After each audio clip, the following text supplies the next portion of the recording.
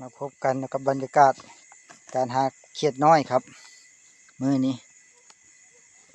อาจสิมืดสักน้อยเพราะว่ากลางค่ำกลางคืนนี่บรรยากาศในการหาเขียดครับ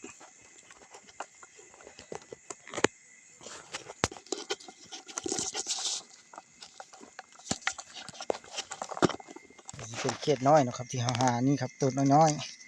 ถ้าบ่สังเกตดีก็บ่เห็นครับ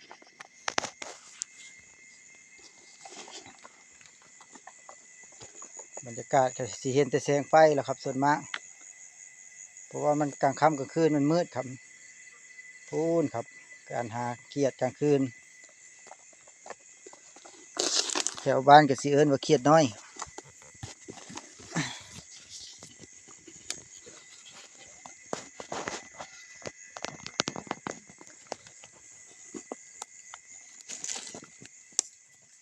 กว่าสิหาเห็นแต่ละตัวเนาะมันบ่ฮ้อนบ่เอาแห้งปานใดบ่มันจังบ่อยากออกปกติก็อากาศฮ้อนแล้วมันออก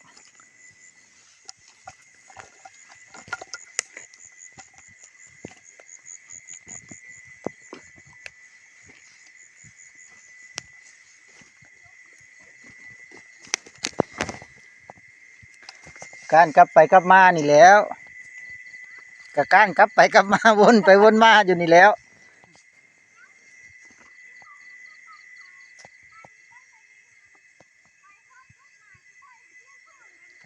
ปอไปการฮอดปานนะผู้ย่างฮอดสิได้สการไปนี่ฮะก็บ่ฮู้จักแล้วคำก็การวนไปวนมาอยู่นี่แล้วเนาะบ่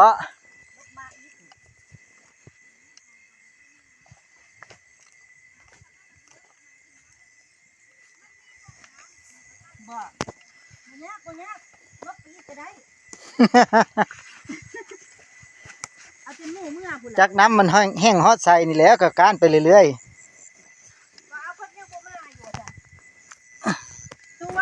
เขียดกันตัวน้อยครับดีนี่แหละครับเขียดน้อยดีตัวนึงโอ้ยเต้นแล้วไปแล้ว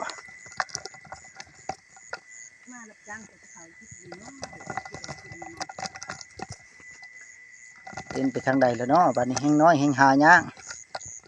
กว่าสิได้แต่ละตัวโอ้ยตัวนี้อยู่ในกาบไม้เลย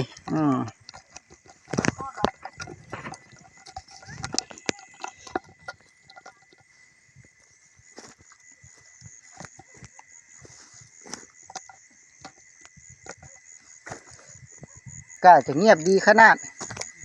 หาเขียดกะ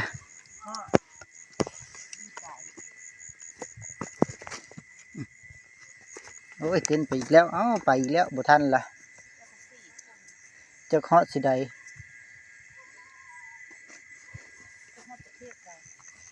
เต้นไปยังไงเลย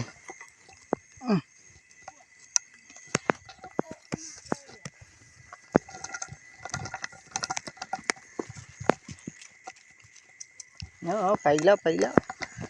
จะไล่คุบเอา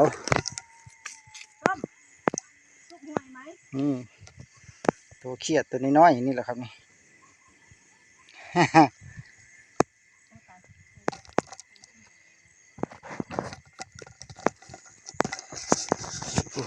คนกระทางผู้แสงไฟแม่นมดหาเขียดวะแสงไฟว่าการเขียดโอ้ทางนั้นมันเปลี่ยนเนาะทางนั้นคืออยู่ผู้มันโล่งเขามาเขาขึ้นแนมบ่เห็นสะ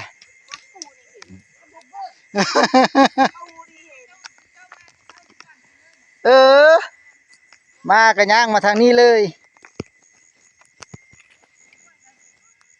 ผู้แม่นมดเสียงการเขียดครับ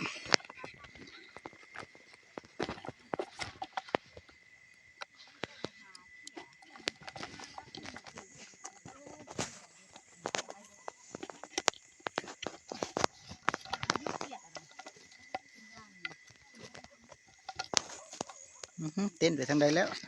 ดิตัวนี้เอ้ยขุบเกือบสิบจากทัน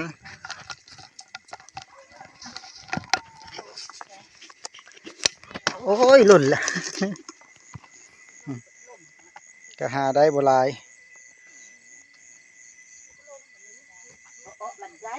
พอแกงแล้วพออ้อเราได้สำนี้ฮะ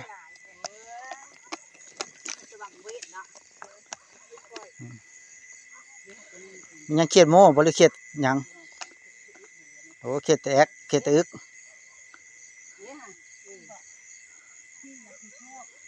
เขียดตะอึกเขียดมังนาวบ่เขียดทรายก็เอาติ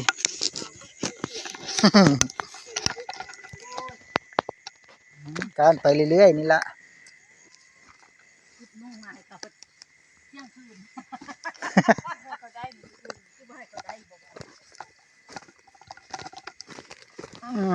ดีตัวนี้กะ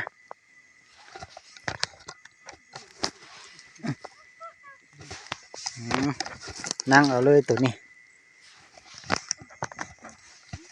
เต้นออกแล้วนั่งเอาเลยมึงนี่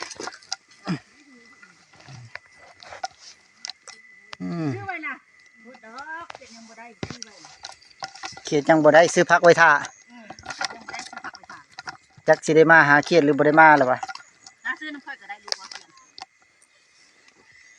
กลัวอีเด้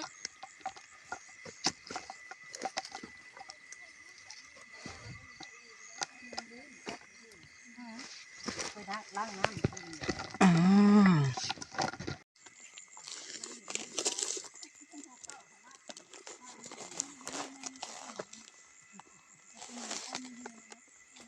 แบบนี้จะเป็นตะการอยู่ม้วนแตกไปครบเสียงคนกับเสียงเขียดหรอวะตะกี้ฮะเต้นจบแจ๊บอีหลีอันนี้ก็จักแล้วบางเทีมันแห้งกว่านี้มันก็อาจสิอันนั้นเนาะนี่น้ำมันยังเปียกอยู่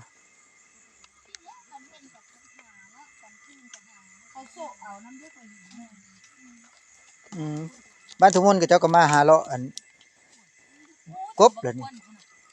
มาเลาะกบเลาะเบ้ากบเลยจักน้อยนี่ก็ได้ก็เจ้าหูจักแสดงว่ามันเป็นแบบใดเบ้ากบกะมันสีงามลงไปช่วย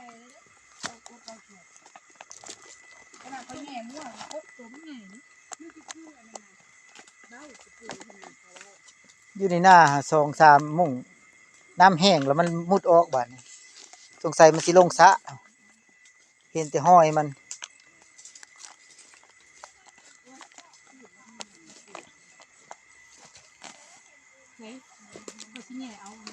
ใครแต่มื้อนี้อันอากาศมันพอดีอันหาการเนาะมันบ่ร้อนบ่หนาวเกินไปนี่แล้วตัวนี้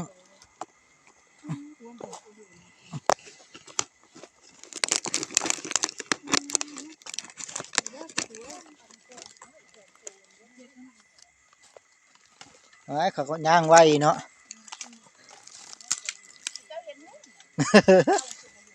ช่วงทางนั้นมาจากกันนะดิ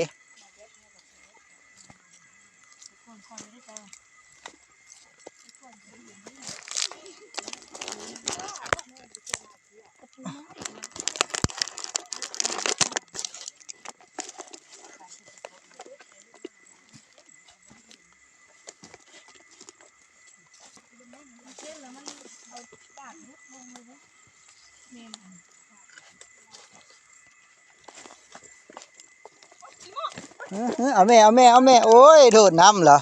เดี๋ยวฟูโอ้ยลงมาเลิกแล้วเขียดโมตัวพวกใหญ่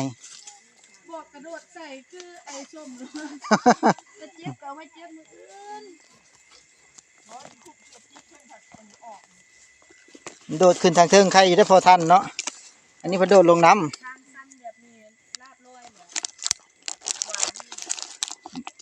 มื้อหน้าเขาไม่แววไปทางนั้นได้ลายตัวอยู่เด้มันโดดขึ้นบ่ทันเด้เขียดโม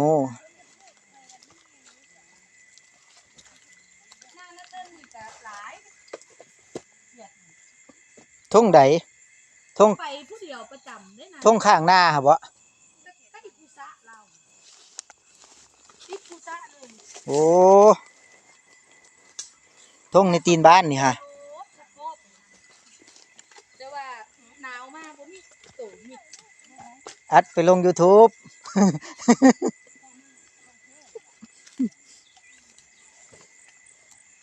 แต่ว่ามันสิตัวน้อยแต่อีกฝั่งนึงมันก็ตัวใหญ่ยังให้เดียวกันนั่น ว่าสิลงไปหาเบิ่งอยู่เลาะสะอยู่จากมือเลาะเถียงมื้อน่ะไปเฝ้างัวก็คือยังเบิ่งคือพอเห็นอยู่ซะดอกอ๋อนกพลมันนอนเมื่อกี้นี่มันตื่นบินแตกโคกๆออกไปเบิ่งขี้มันขาวอยู่นกเจ้า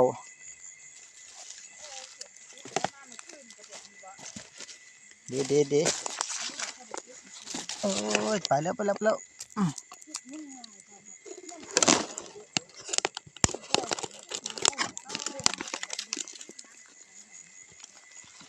ดี๋ยวเกือบล้ม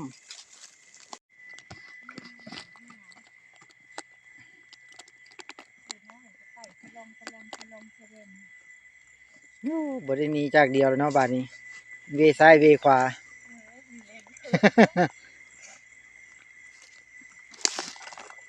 นี่เฮาก็ได้พออ้อแล้ว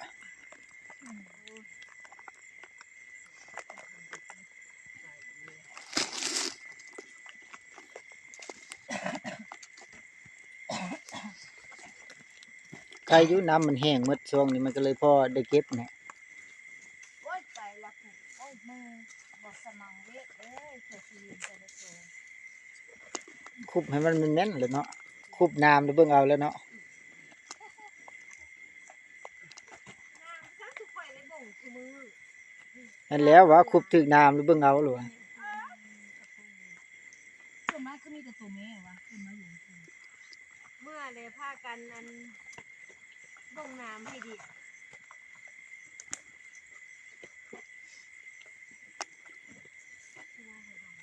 คุกให้เต็มที่เลยวะแล้วจะไปเก็บมืออื่นนะมืออื่นมันก็สิบวมไม่เห็นหรอกแดงๆตำเลือดตำหนอง ตื่นเข้ามาเลย ใส่ๆแบบเนี่ยตัวนึงเป็นใส่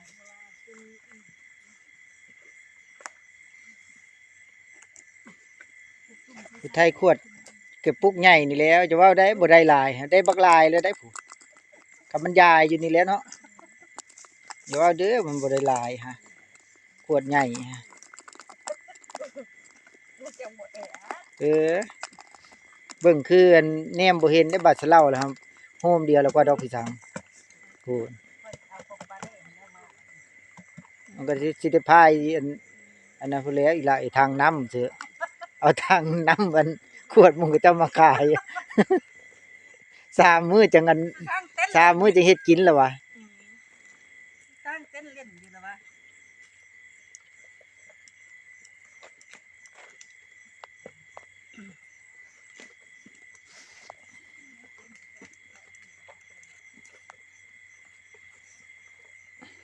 รถบอกปัน กลับแล้วครับ พอกินแล้วมื้อนี้นี่ครับเขียดได้ซำนี้แล้วมื้อนี้ครึ่งขวดคลิปนี้ก็แค่นี้แหละครับกลับก่อนบาทนี้